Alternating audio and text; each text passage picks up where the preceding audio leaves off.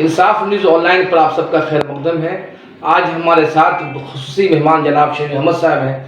शमी अहमद साहब हुकूक इंसानी के सरगर्म कारकुन रहे हैं और मुख्तलिफ महाजों पर उन्होंने हुकूक इंसानी की बाजियाबी के लिए काम किया है। चाहे वो सरबजीत की रिहाई का मामला हो, चाहे बंगाल के आसनसोल में इस्मत दरी का मामला हो, या उर्दू ज़ुबान को सरकारी ज़ुबान का दर्जा दिलाने का मामला हो, और इसके अलावा और भी इनके कारनामे बिहार, उत्तर प्रदेश और मध्य प्रदेश, छत्तीसगढ़ जैसी रियासतों में इनकी तंजीमों के इन्होंने अपनी तंजीम के जरिए काम किया है।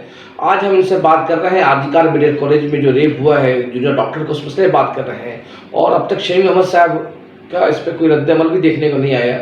शमी साहब, आपसे मेरा सवाल ये है कि जिस तरीके से आप 2009 या 8 में आसनसोल के नेमतपुर में एक लड़की का रेप होता है और आप सरगर्म रोल अदा करते हैं, आज क्या हुआ कि आप आरजीकर मेडिकल कॉलेज के वाक़े के साथ बात जो है सरगर्म नहीं है? और दूसरा सवाल मेरा आपसे ये है कि बंगाल के ज़माने में महफूज रियासत कहा जाता था ख़वातीन के अतबार से, कलकत्ता शहर को एक सेफेस्ट सिटी कहा जाता था ख़वातीन का। आज शहर में आए दिन इस तरह के वाक़यात होते हैं और उसके खिलाफ हमें क्या करना चाहिए कि ताकि हमारी बेटी और बहनें महफूज रह सकें सड़कों पे? देखिए, ये सरकार की जिम्मेदारी है।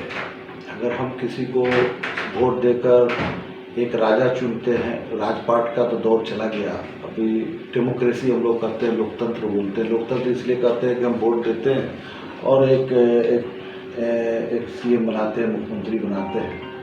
तो उस सीएम का रोल होता है कि राज्य के में रहने वाले हर फर्द की हिफाजत कैसे हो। मगर इसमें अगर बलात्कार का जहाँ जो लोग आजकल कैंडल लेके चल रहे हैं, चाहे वो सीपीएम हो, कांग्रेस हो, बीजेपी के लोग हों, जो आज कैंडल लेके चल रहे हैं, आप ये पूरे हिंदुस्तान पे नज़र दौड़ाइए। तो जैसे यूपी में, अगर ये यूपी में हाथरस हुआ तो तृणमूल के बहुत सारे मेंबर ऑफ पार्लियामेंट चले गए उसके घर मिलने, इसलिए कि मामला वहाँ बीजेपी के खिलाफ था, बीजेपी की सरकार थी, ये दौड़ के वहाँ चले गए। दिल्ली में निर्भया का मामला हुआ तो पूरा हिंदुस्तान के लोग, हर सियासी पार्टियां मोमबत्ती लेके आगे निकल गई। मगर इसमें एक हिमाम में सारे लग गए हैं, तमाम पॉलिटिकल पार्टी।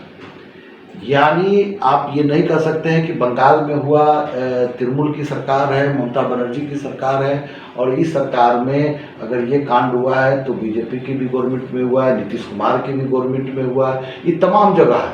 तो इसमें अगर आप ये मेरा नज़रिया ये है कि जितनी भी सियासी पार्टियां हैं जो आज यहाँ बड़ी बड़ी बातें टीवी चैनल पर कर रहे हैं, इंसाफ की बात कर रहे हैं, मगर जब इनके राज्य में इस तरह की बात होती है तो ये क्यों नहीं इंसाफ दे पाते हैं?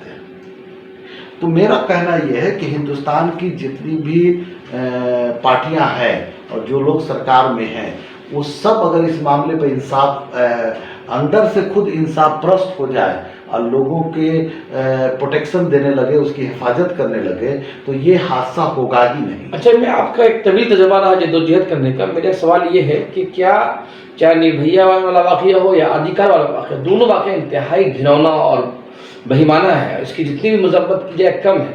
लेकिन मेरा सवाल ये है कि इस साल पहले भी हमने इंसाफ न्यूज़ को उठाया है कि जब इस तरह के घिनौने जराइम देही इलाकों में होते हैं, जैसे बिहार के गांव में हो या यूपी के गांव में हो या फिर खुद बंगाल में अभी नंदीग्राम में, इसी हफ्ते नंदीग्राम में बीजेपी के लोगों ने तृणमूल कांग्रेस के वर्कर की कुछ खवातीन को उठाया, घर से रेप किया, उसका और नंगा परेड कराया।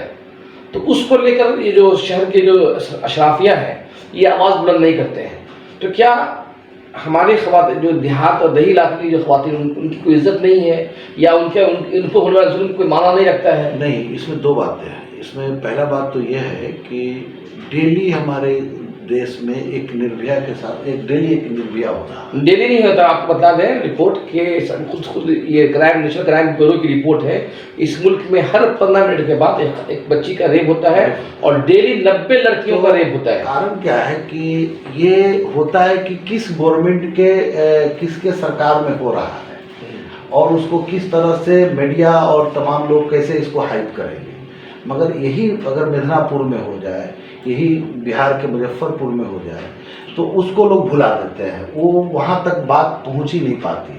वो थाने लेवल तक मामला जो है, थाने में वो धमका के डरा के जो भी है वही रफा दफा करके हटा देते हैं। मगर डेली एवरीडे, जैसे आप कहें कि हर 15 मिनट पे इस देश में, जिस देश को हम लोग जहाँ सीता को पूजा जाता हो, हाँ, उस देश में अगर डेली एक बलात्कार हो रहा हो 15 मिनट में, ये सरकार की चिंता सरकार को करनी चाहिए।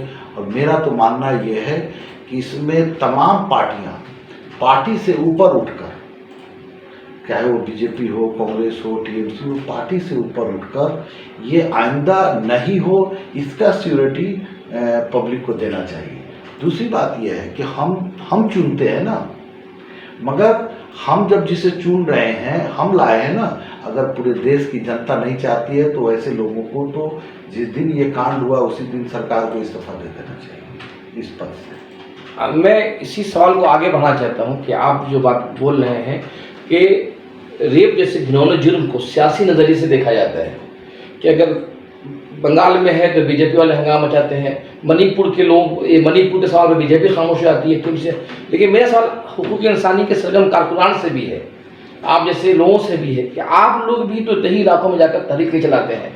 बिहार में भी इसी 12 अगस्त को बिहार के मुजफ्फरपुर ज़िला में एक दलित लड़की को घर से उठा के रेप कर दिया गया। लेकिन मेरा सवाल है कितने लोग पटना शहर में एहतजाज करने के लिए आए? देखिए, इस दौर में तो क्या हुकूक इंसानी के जो सरगर्म कारकुनान है, इन लोगों की भी जद्दोजहद सिर्फ सिटी शहरों में मौजूद हो रही है? नहीं, इसमें आपको समझना पड़ेगा जो इंसाफ, जो आप जिस तरह से बेबाकी से अपना प्रेस चला रहे हैं, आप समझ रहे होंगे कि आप कितने मुश्किल दौर से गुजर रहे हैं। जिस तरह से आप इंसाफ ऑनलाइन चला रहे हैं, न जाने कितनी धमकियां आपके पास आती होंगी, कितने लोग किस तरह की बातें करते होंगे। ये दौर जो अभी चल रहा है, ये दौर को आप ये कह सकते हैं कि हिंदुस्तान का सबसे काला दिन ये दौर चल रहा है। ऐसा नहीं है कि बीजेपी है, जहाँ जो पार्टी ताकतवर है वहाँ हिंदुस्तान के जितने बड़े बड़े एक्टिविस्ट हैं, जो काम करने वाले लोग हैं, या तो उनको सलाखों के पीछे बंद कर दिया गया, उनके ऊपर बहुत सारे मुकदमा लगा के उनको ख़त्म कर दिया गया। जो बेचारे हैं तो अगर काम भी कर रहे हैं तो बहुत खामोशी से कर रहे हैं। ये बोलने की जो आज़ादी है और जो प्रोटेस्ट की आज़ादी है, हमें लगता है कि ये आज़ादी ही छीन लिया गया है। इसलिए आप ये नहीं कर सकते कि ह्यूमन राइट्स के लोग गांव में काम नहीं कर रहे हैं।